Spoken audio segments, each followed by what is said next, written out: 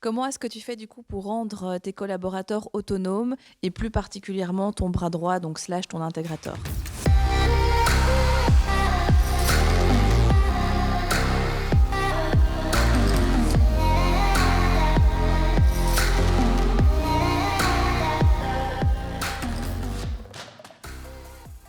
Alors, le fait que tu parles de bras droit, si un bras droit n'est pas autonome, c'est un assistant.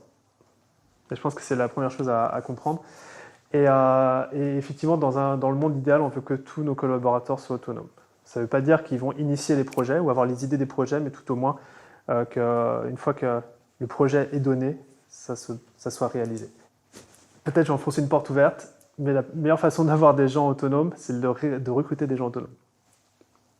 Ça peut paraître bizarre, mais j'aime bien dire recruter des gens qui sont livrés avec les piles. C'est bientôt l'approche de Noël. Quand on achète des cadeaux et des jouets pour des enfants, il n'y a rien de plus frustrant d'ouvrir la boîte et de se dire « merde, je ne peux pas jouer avec ». Alors, je ne dis pas de jouer avec vos collaborateurs, mais cette idée d'avoir les... Il y a certaines personnes qui sont autonomes et d'autres personnes qui le sont moins, qui ont besoin de plus d'être guidées, d'autres moins. Là, il y a effectivement le côté recrutement, il y a aussi le côté spécialisation. Donc je pense que des fois, le côté non autonome, c'est parce que c'est quelqu'un de généraliste qu'on met sur trop de projets. Or, si on prend quelqu'un et qu'on va avoir vraiment le rôle et les responsabilités du job sur sa zone de génie, tu peux être sûr que déjà l'autonomie, elle va faire un bond. Donc des fois, l'erreur, ça ne vient pas d'eux, mais ça vient de toi ou de l'entrepreneur de laisser un collaborateur sur trop de tâches multiples, où ce n'est pas forcément sa zone de génie. Donc ça peut vachement jouer. Et ensuite, je pense que c'est important, et nous, je fais ça très régulièrement, c'est d'offrir un cadre, une structure sur ce que l'on souhaite voir accompli. On utilise un outil qui s'appelle un diagnostic d'impact, c'est-à-dire que pour chaque projet qui va être lancé et où on va mettre un collaborateur dessus, je suis très au clair sur l'objectif, pourquoi on souhaite réaliser ça. C'est comme la mission de tout à l'heure, quelle différence ça va faire, quels sont les critères de succès de ces projets. Et en fait, rien que de faire ce travail de vision et de le donner, s'il y a quelqu'un qui est autonome, en fait, le projet, il n'y a aucune raison qu'il ne soit pas réalisé. Je ne sais pas si tu as des questions autour de ça. Est-ce que ça répond déjà à ta question? Quel est l'enseignement pour toi? Alors oui, oui et non. Ouais.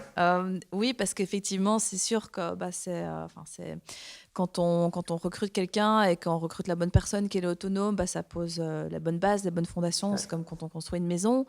Donc clairement, après, je trouve que c'est pas toujours si facile que ça de le repérer directement. Un exemple concret, j'ai un commercial dans l'équipe qui est très bien. Il est vraiment dans sa zone de génie au niveau commercial.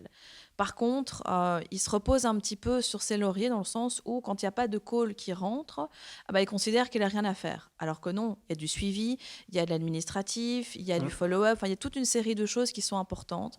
Et en fait, on se retrouve constamment à chaque semaine devoir faire un rappel. N'oublie pas, fais ton suivi, mets les bonnes personnes dans le CRM, fais ci, fais ça. Et c'est extrêmement, extrêmement frustrant. Et pourtant, c'est quelqu'un qui vraiment est génial et excellent dans ce qu'il fait. Mais même si, pourtant, moi, je suis quelqu'un d'être très, très structuré, vraiment à l'extrême, je fais en sorte que tout soit clair, quoi. La mission, les tâches, les objectifs, je prémâche à fond le travail. Et malgré tout, je me retrouve encore à faire ça. Et c'est là où on arrive sur cette notion de player ou de collaborateurs qui font le job OK. C'est-à-dire que pour un profil similaire en termes de résultats, tu pourras avoir un profil qui est plus proactif, livré avec les piles, donc bon, bref, qui va être curieux, qui est curieux, qui a envie de faire avancer les choses et les projets. Effectivement, tu as une partie de ce que tu peux faire en termes de recrutement et en termes de process pour que la personne puisse être autonome. Et puis après, il y a juste l'être humain. Et encore une fois, on parlait de l'être humain. C'est imprédictible. Tout à fait, effectivement, mais c'est vrai que c'est une Mais ça peut être frustrant. réflexion. C'est frustrant. Parce qu'après, quand on reçoit un nouveau jouet à Noël et qu'il n'y a pas les piles, on ne le jette pas et on ne se dit pas non, je veux jouer avec autre chose. Il faut aussi se dire, tiens, est-ce que je ne trouverais pas une pile à gauche, à droite dans un vieux tiroir qui traîne pour, et donc, il y a cette notion-là aussi. Ouais. Après, je vais peut-être être extrême, mais si à un moment donné, tu sens que ça bloque, c'est peut-être aussi à un moment donné que c'est plus la bonne personne. Moi, j'ai remarqué ça, quand tu fais évoluer ta boîte à un certain stade, les compétences et les personnes qui t'ont permis d'arriver à un certain stade ne sont pas forcément les mêmes lorsque tu passes au stade d'après. Et soit de manière naturelle, si tu veux, ça écrème, parce que les visions diffèrent, donc ça arrive.